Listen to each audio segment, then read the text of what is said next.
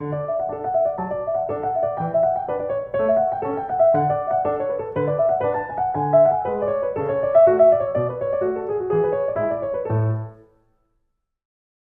second tip is pay attention to the key signatures in this kind of tuning, in the classical well-tempered tuning. It doesn't matter so much with the modern tuning what key you're in because all the keys are basically the same. They all sound alike. But in this tuning, they don't. And the composers specifically wrote for specific keys that they intended to play in. So they wanted to evoke a particular mood with a key. And that happens in this kind of tuning, and it doesn't in the modern tuning. So every key has its own personality in this kind of tuning. Well, what I usually tell my clients, for example, is that the more sharps and flats you add to a key signature, the more vibration there is. And the less sharps and flats there are in a key signature, the less vibrations there are, the more pure and simple it is. So, for example, C major with no sharps and flats is very calm and very pure. And C sharp, it's pretty jittery, right? And there's the military key of D. E has a lot of jittering going on, where F is a lot more calm. And this is what those same thirds sound like in the modern equal temperament.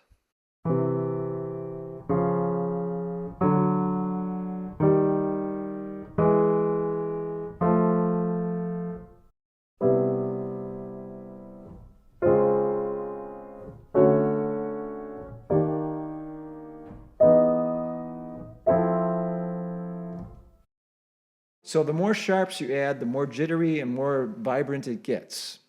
Whereas when you get to the F sharp, which is the most sharps and flats, it's really jittery. And in fact, if anything's going to bug anybody in this particular tuning, if they're not used to it, it's that. We're not used to that in the modern tuning. In comparison, that F sharp third in the modern tuning is still pretty fast, but not as fast as the classical tuning. But it blends in well with its neighbors because they're also about the same.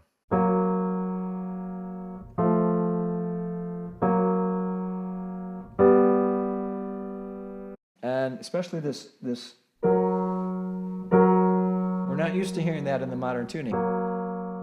And sometimes that, I'll have to tune that a little softer for people because they're not used to that. But the composers actually wrote for that. They wanted that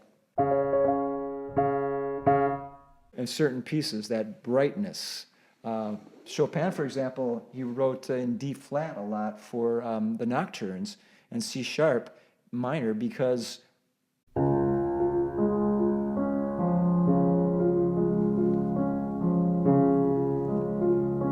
you get this nice shimmery, floaty feeling.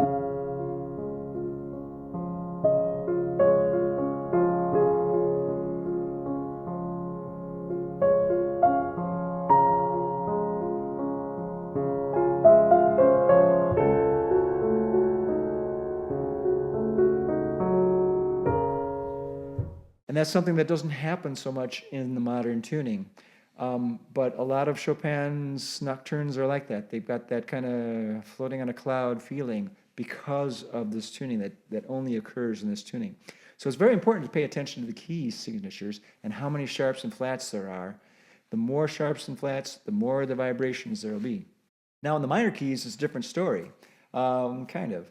The more sharps and flats there are, the more vibrations there will be, but also the more minor it will be. What does that mean, more minor? We're not used to that in the modern tuning. In the modern tuning, they're all the same. All the keys, all the minor keys sound the same too. So, but in this tuning, they don't. Keys without a lot of sharps and flats like A minor or C minor sound kind of more like a gray day. Just, it's kind of melancholy. But the keys with a lot of sharps and flats in it, like B flat minor, or E flat minor, or F minor, Those are keys with a little more vibration and a lot more minor sound. And once again, in the modern tuning, you can hear how all the minor chords sound essentially the same. One minor key doesn't sound any more minor than another.